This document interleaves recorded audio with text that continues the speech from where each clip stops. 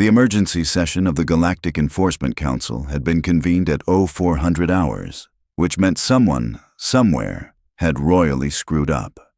Ambassador Kelvin Thrace of the Human Diplomatic Corps sat perfectly still in his restraint chair, watching the council members file into the chamber with expressions ranging from nervous to absolutely terrified. Good. They should be nervous. "This hearing is now in session," announced High Arbiter Vexillus, his 4 eye stalks twitching in a way that suggested he'd rather be literally anywhere else in the galaxy. "We are here to address Incident File GEC-779-Alpha regarding the unlawful detention of a human minor designated as Lucas Brennan, age 7 standard years." Kelvin didn't move, didn't blink, just watched. "The Council maintains," Vexillus continued, his voice cracking slightly, "that the detention was performed according to established quarantine protocols when the child was discovered in Sector 9 without proper documentation." "Sector 9, Kelvin said quietly, speaking for the first time. "Would that be the same Sector 9 that serves as a designated safe zone for families of diplomatic staff?" The silence that followed was delicious. The protocols were followed to the letter," stammered Council Member Draxus, a Velthorian whose purple skin had gone an interesting shade of gray. "The child was processed through standard channels and placed in Juvenile Holding Facility 7-B. "Juvenile Holding Facility," Kelvin repeated, still not raising his voice. "That's an interesting way to describe a maximum security prison designed for containing violent offenders from Category 4 Deathworlds." Another council member, this one a Phyrexian named Quilix, made a choking sound. We were not informed of the child's, specific origins at the time of detention." "Really?" Kelvin tilted his head slightly. "Because the biometric scan you're required by your own laws to perform within the first 60 seconds of contact would have told you everything you needed to know. His name, his age, his species, his guardian's contact information, which, if you'd bothered to check, would have shown that his mother, Commander Lisa Brennan, serves on your own security detail." The room temperature seemed to drop several degrees. There were complications with the scanning equipment," Vexillus tried weakly. Kelvin finally smiled. It wasn't a nice smile. "Complications, I see. And these complications, they persisted for how long exactly? Because according to my records, little Lucas spent 14 days in that facility before anyone thought to inform us that he was missing." "Ambassador Thrace, you must understand the pressures we operate under," Draxus pleaded. "The facility processes thousands of detainees every cycle. An oversight was bound to occur eventually." "An oversight?" Kelvin's voice had gone dangerously soft. "Tell me, Council Member Draxus, have you reviewed the surveillance footage from Juvenile Holding Facility 7-B? Specifically, the footage from Cell Block Theta?" Draxus's face went completely white. "I have," Kelvin continued, pulling out a data tablet. "Would you like me to describe what I saw? Or perhaps we should play it for the entire council. I particularly enjoyed the part where Lucas, terrified and alone in a cell with 2 Korthax raiders who thought a human child would be easy prey, had to defend himself using techniques his mother taught him for emergencies." He paused, letting that sink in. "Those Korthax raiders, by the way, are currently in your medical wing. The doctors tell me they'll recover in 8 to 10 months. Maybe. They're not entirely sure about the psychological trauma." Quilix made a sound like a kettle boiling over. "The child was defended by instinct, Deathworld reflexes. We cannot be held responsible for—" "You put a 7-year-old human child in a cell with convicted murderers." Kelvin's voice finally rose, sharp enough to make half the council flinch. "You locked him in a 10 by 10 meter cage with creatures 3 times his size, gave him rations designed for silicon-based life forms, which, if you'd bothered to check, are mildly toxic to humans. And then you forgot about him for 2 weeks. The chamber had gone absolutely silent. "Do you know what humans do when you hurt their children?" Kelvin asked conversationally, as if he hadn't just been shouting. "Would you like to guess?"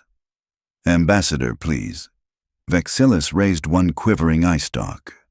We understand the severity of this situation. Reparations will be made. The officers responsible will be disciplined. We can resolve this through proper diplomatic channels." Kelvin looked at him for a long moment. Then he started laughing. It wasn't a happy laugh. It was the kind of laugh that made survival instincts wake up and start screaming. "Resolve this?" Kelvin said between chuckles. "Through diplomatic channels? High Arbiter Vexilis, do you know where Commander Lisa Brennan is right now?" Vexilis blinked all 4 eye stalks. I assume she has been notified and is awaiting—" "She's on Earth," Kelvin interrupted, "along with her entire unit. 57 decorated combat veterans who served together in the frontier wars, all of them with children of their own. All of them who heard that the Galactic Enforcement Council thought it was acceptable to imprison a human child." The color drained from every face in the room. "Now, I tried to tell them that cooler heads should prevail," Kelvin continued, settling back in his chair. "I reminded them of the treaties, the protocols, the importance of maintaining peaceful relations. Do you know what Commander Brennan said to me?" No one answered. "She said," and I quote, "'Go screw yourself with a rusty antenna, Ambassador. Someone touches my kid, I touch back,' end quote." Kelvin smiled again. "Colorful woman, the commander. Very protective, very skilled, very, very angry. You cannot be suggesting that the commander would take illegal action against council officials," Draxus stammered. "That would be an act of war." "Would it, though?" Kelvin mused. "Because technically speaking, this entire facility exists in a legal gray area between 12 different jurisdictional zones. No one's ever been entirely clear on which laws apply here. It's part of why you get away with so much, isn't it?" He pulled up something on his data tablet, studied it for a moment. "Besides, I'm not suggesting anything. I'm simply informing you of facts. Fact 1. Commander Brennan and her unit left Earth approximately 72 hours ago. Fact 2. Their ship, a heavily modified Terran assault carrier called the Reckoning, dropped off long-range sensors about 48 hours ago. Fact 3. I received a message from the commander 6 hours ago that simply read, 'Package delivered.'" The silence was profound. What does that mean?" Quillix whispered. "Package delivered." Kelvin shrugged. "I honestly have no idea. The commander can be quite cryptic when she wants to be. Although I did notice something odd when I arrived at the council building this morning." He paused for effect. There were 57 large containers stacked outside the main entrance. Quite neat, actually, arranged in rows. Each one sealed, refrigerated, and labeled with a name. I didn't recognize most of the names, but your security chief seemed to recognize all of them. Poor fellow fainted right on the spot. Vexilis's eye stalks had gone completely rigid. What was in the containers?" "Well, I didn't open them myself," Kelvin said innocently. "That would be tampering with evidence, but according to the security team that did open them, they contained heads. Specifically, the heads of 57 enforcement officers. All of them, according to preliminary identification, members of the arrest team that detained Lucas Brennan 14 days ago." The chamber erupted into chaos. Officers were shouting, several council members were crying, and Quillix appeared to be having some kind of seizure. Kelvin waited patiently for the noise to die down. "Now, before everyone completely panics," he said loudly, "I should clarify a few things. First, all 57 officers are still alive. Turns out the heads were extremely realistic prosthetics, filled with synthetic blood and tissue samples that match each officer's biometric profile. Very impressive work, actually. Must have taken weeks to prepare." The relief in the room was palpable, though tinged with confusion. "However," Kelvin continued, and the relief evaporated instantly, "the officers themselves are missing. All 57 of them vanished from their homes, their posts, their favorite bars, all within a 6-hour window last night. No witnesses, no security footage, no trace evidence. Just gone." He smiled pleasantly at the terrified council. "The prosthetic heads came, with notes, by the way, each one personalized. Would you like to hear a few examples?" He didn't wait for an answer. Officer Thrandix's note said, "You locked a child in the dark and walked away. We could have done the same to you. We chose not to." This time, several council members looked like they might be sick. Officer Kelvar's note was shorter. It just said 14 days. We took you for 14 hours. Consider it mercy. "This is terrorism," Draxus shouted suddenly, finding his voice. "This is a coordinated military action against council personnel. The humans must be sanctioned immediately." "Sanctioned for what exactly?" Kelvin asked mildly. No one was harmed. No laws were technically broken, since all 57 officers are still alive and will presumably be returned eventually. No property was damaged. The only thing that happened was that 57 people got a very vivid reminder of what it feels like to be helpless and afraid. He leaned forward slightly. "Tell me, Councilmember Draxus, how do you think Lucas Brennan felt during those 14 days? Locked in a cell with monsters, eating food that made him sick, not knowing if anyone was coming for him. Do you think he was scared?" Draxus said nothing. "The human parental protection instinct is not a joke," Kelvin said quietly. "It's not a suggestion. It's not something you test to see what happens. When you took that child, you didn't just break council protocols. You didn't just violate diplomatic immunity. You declared war on something far more dangerous than any military force in this galaxy." He stood up, gathering his things. Where are you going?" Vexillus asked desperately. "We need to resolve this situation. The officers need to be found. The humans need to be prosecuted." "Prosecuted?" Kelvin laughed. "High Arbiter, I have absolutely no idea where those officers are. I have no idea who took them. I have no proof that Commander Brennan or her unit were involved in any way. All I have is a message that says package delivered and 57 very realistic fake heads." He headed for the door, then paused. "Although, if I were you, I might consider sending a formal apology to Commander Brennan, and perhaps establishing new protocols for handling minors from Category 5 Deathworlds. And definitely making sure that nothing like this ever happens again." "And the officers?" Quillix called out weakly. "What about them?" Kelvin shrugged.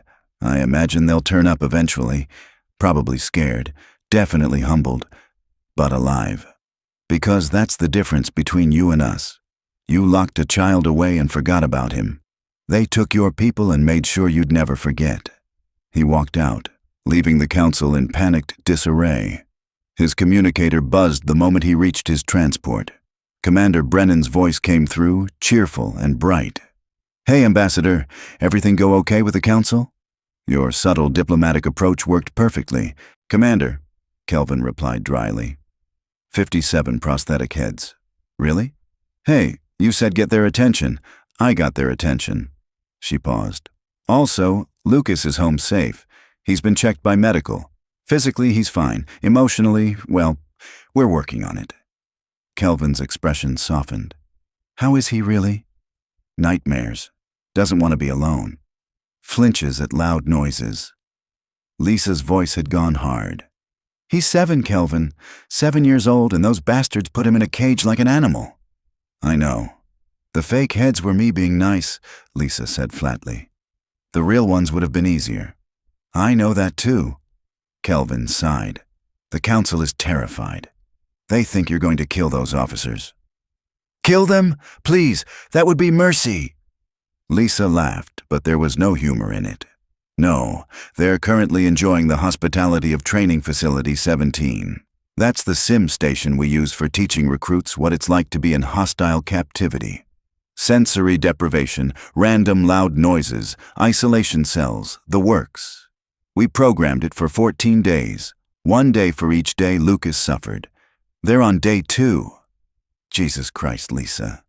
They put my baby in a cage, Kelvin. They fed him poison. They left him to die." Her voice cracked slightly. "They get 14 days of being scared and alone.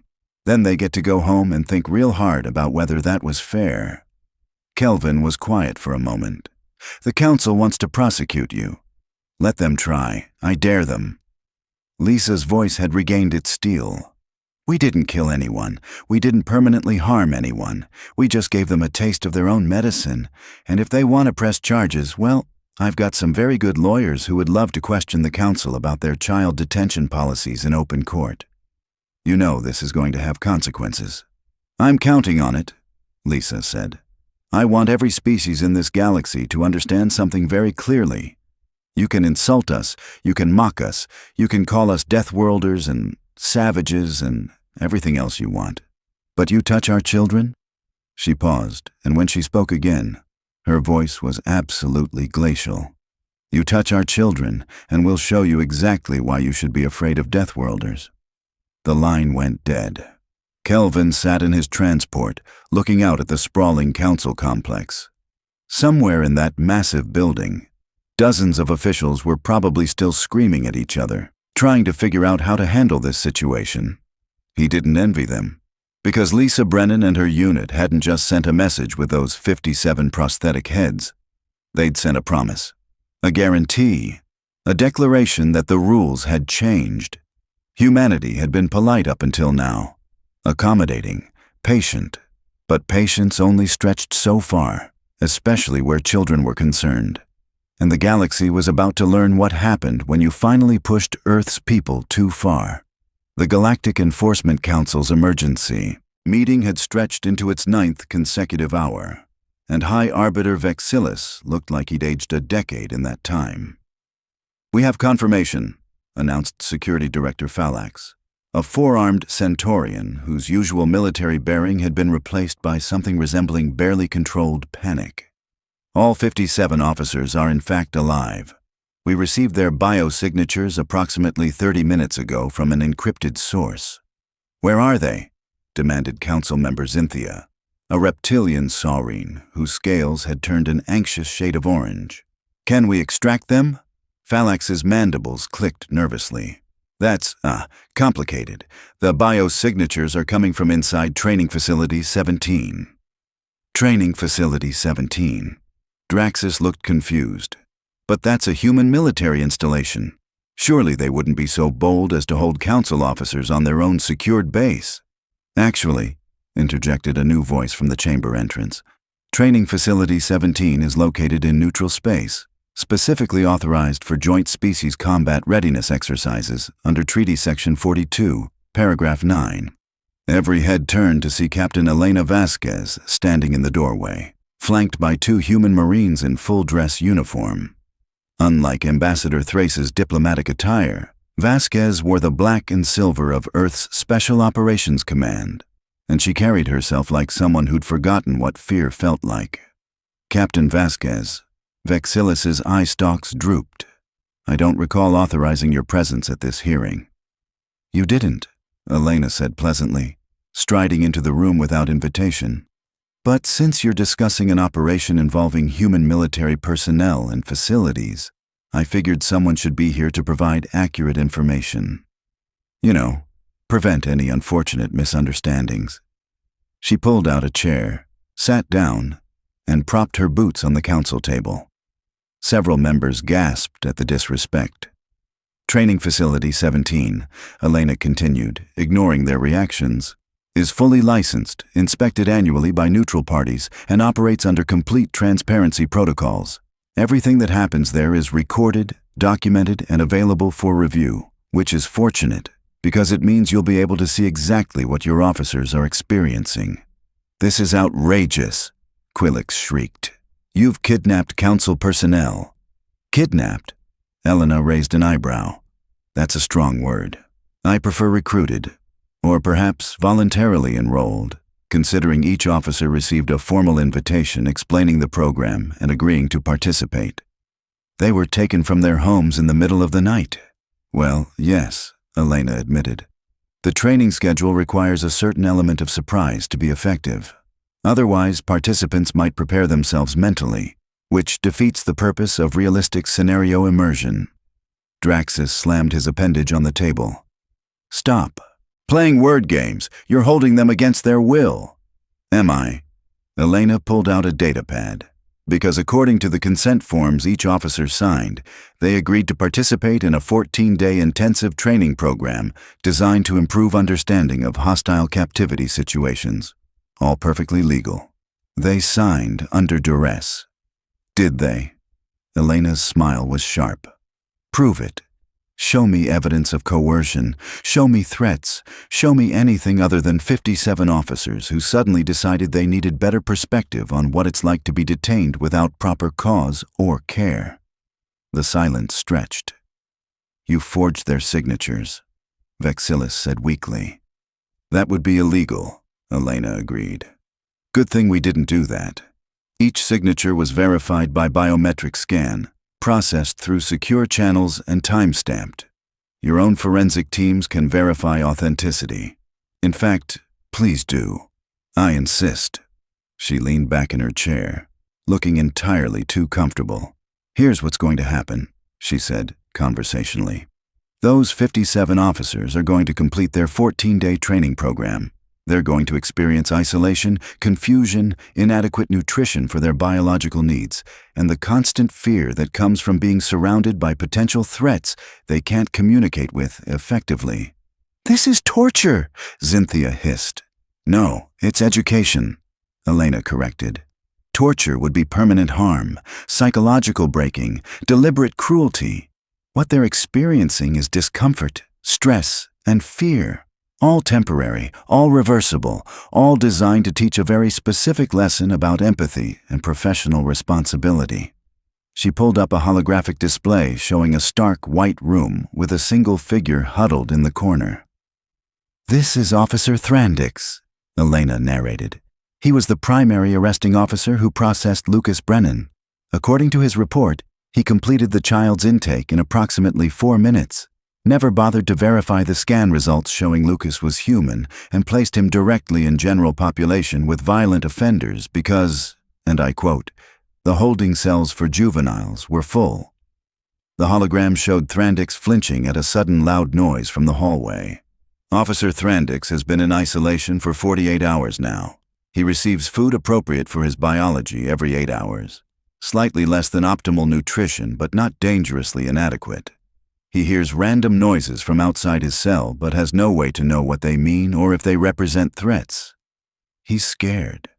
Elena looked directly at Vexilis. Lucas Brennan was 7 years old. Officer Thrandix is a fully trained enforcement professional with 12 years of experience. Tell me, High Arbiter, which one do you think is handling isolation better? No one answered. Elena cycled through several more images, each showing a different officer in various states of distress but clearly unharmed.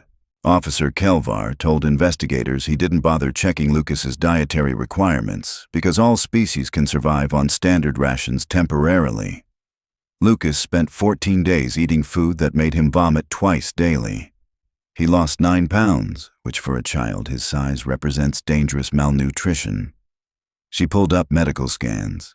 Officer Kelvar is currently receiving nutrition specifically calibrated to his needs, but with a slight imbalance that causes nausea. Not dangerous, just extremely unpleasant. He's lost 4 pounds in 2 days and keeps asking the medical staff if he's dying. You're making your point, Draxus said quietly. We understand. This was handled poorly. Mistakes were made. Mistakes? Elena's voice went cold. A mistake is filing paperwork incorrectly.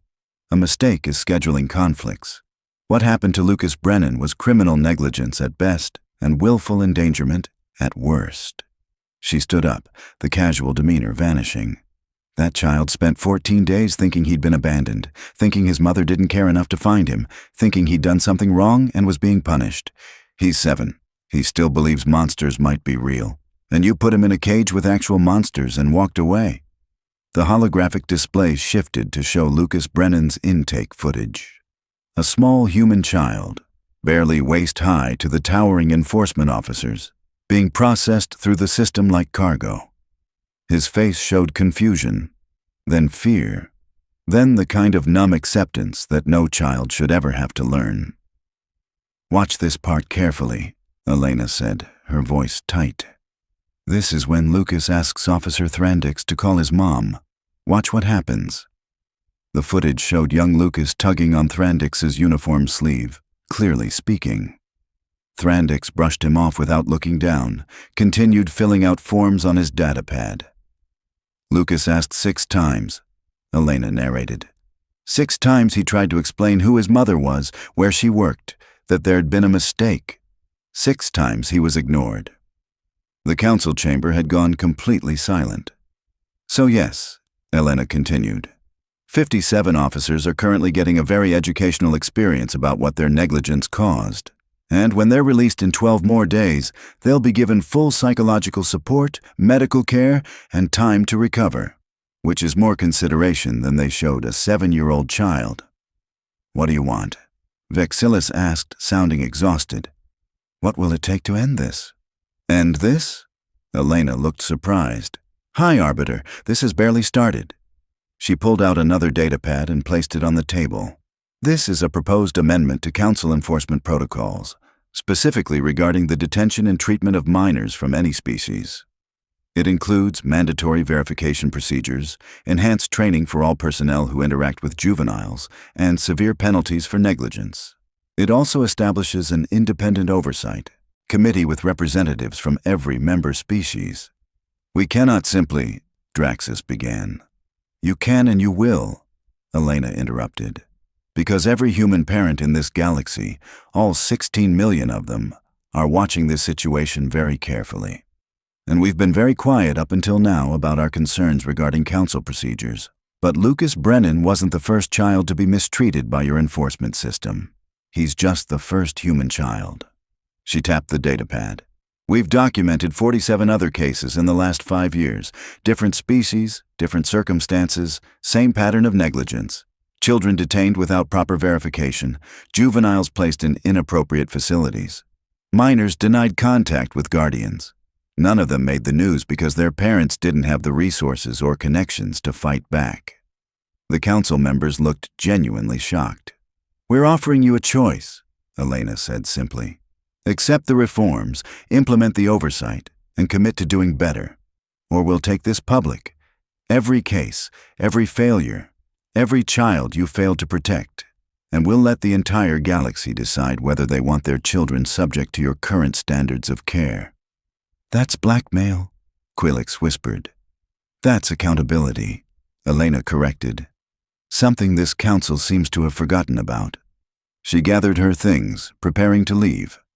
The 57 officers will be released in 12 days as scheduled. They'll be unharmed, properly cared for, and given all the support they need to process their experience.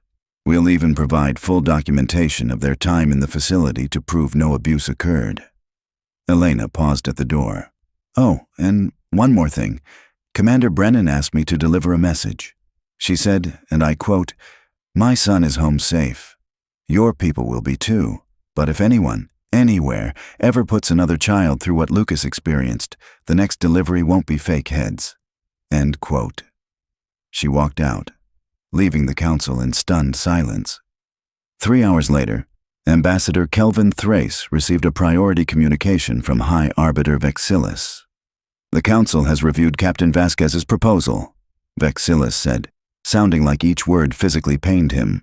We are prepared to accept the amendments and establish the oversight committee. Excellent decision, High Arbiter, Kelvin replied diplomatically. However, Vexilis continued, we need assurances that the human military will stand down, that there will be no further, incidents. Kelvin considered this. I can relay your concerns to Earth Command. But High Arbiter, you need to understand something fundamental about human nature. Which is, we're the most patient species in the galaxy right up until we're not, Kelvin said. We'll tolerate insults, inefficiency, even the occasional diplomatic incident. But children are non-negotiable. That's not a military policy or a diplomatic position. That's biology. That's culture. That's who we are. He leaned closer to the communication screen.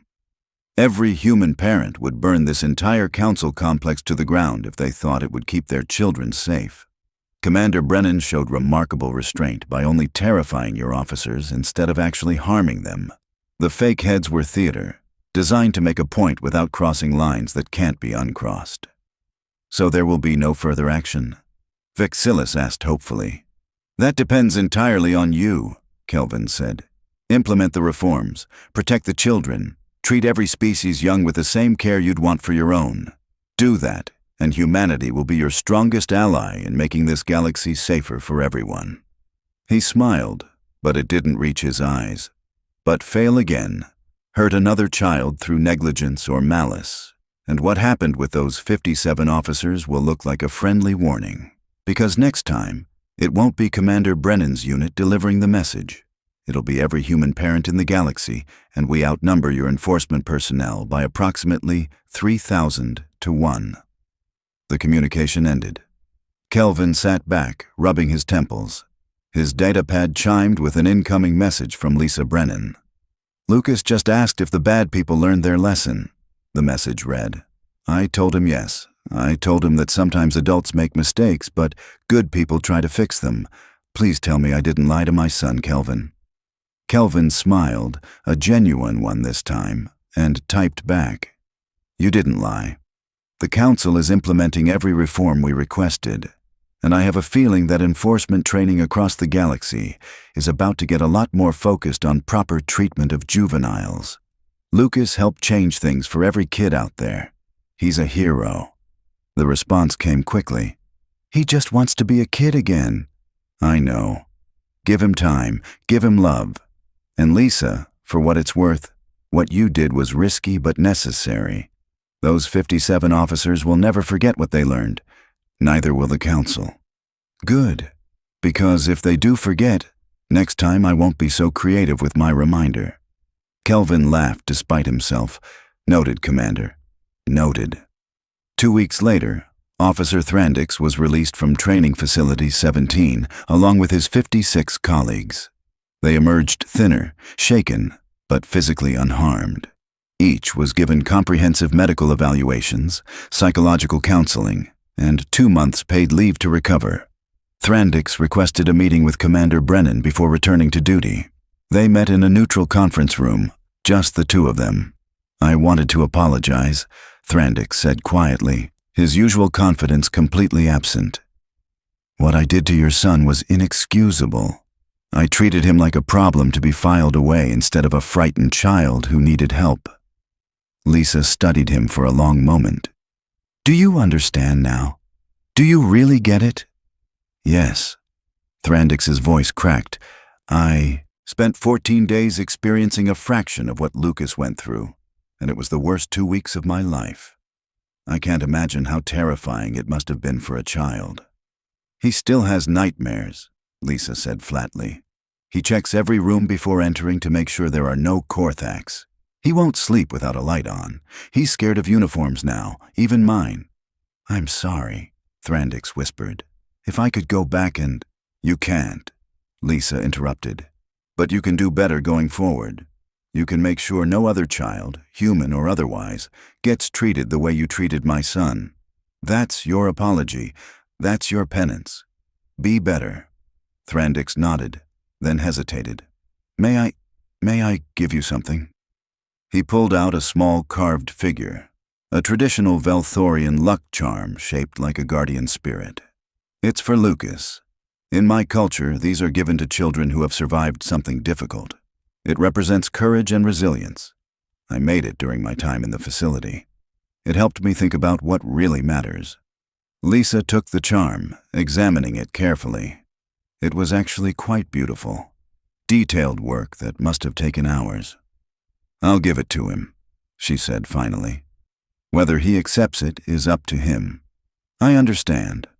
Thrandix stood to leave, then paused.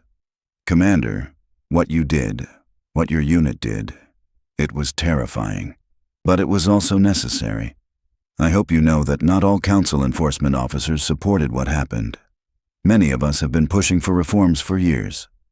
Then keep pushing, Lisa said. And now you have the kind of ammunition that actually creates change. Use it wisely. Months later, the reforms were fully implemented. The Independent Oversight Committee had uncovered and corrected dozens of systemic issues. Training programs were overhauled. Procedures were rewritten. And throughout the galaxy, Enforcement officers began treating juveniles with a new level of care and attention because everyone had heard the story about what happened when the human's patience finally ran out. Lucas Brennan eventually recovered, helped by therapy, time, and his mother's unwavering love. The Velthorian luck charm sat on his dresser, a reminder that even people who make terrible mistakes can learn and grow. Ambassador Thrace continued his diplomatic work, now with an enhanced reputation as someone you really didn't want to cross. Captain Vasquez received a formal commendation for her role in the reforms, though the official record carefully avoided mentioning exactly how those reforms came about. And Commander Lisa Brennan returned to her duties, secure in the knowledge that her son was safe and that she'd helped make the galaxy a little bit safer for every child, regardless of species. The 57 prosthetic heads were never officially explained. The Council quietly disposed of them, though rumors persisted about their current location in some enforcement training academy, displayed as a reminder of what happens when professionals forget their responsibility to protect the vulnerable. Earth's parents went back to their normal lives, though with a new understanding throughout the galactic community that humanity's patience had limits, and those limits were absolute where children were concerned. And somewhere in the vastness of space, on training stations and enforcement facilities across hundreds of worlds, officers looked at their procedures a little more carefully, checked their scans a little more thoroughly, and thought twice before dismissing a frightened child's plea for help. Because they'd all heard the story. They'd all seen what happened when you pushed humanity too far, and none of them wanted to find out what would happen if the next message wasn't delivered with fake heads.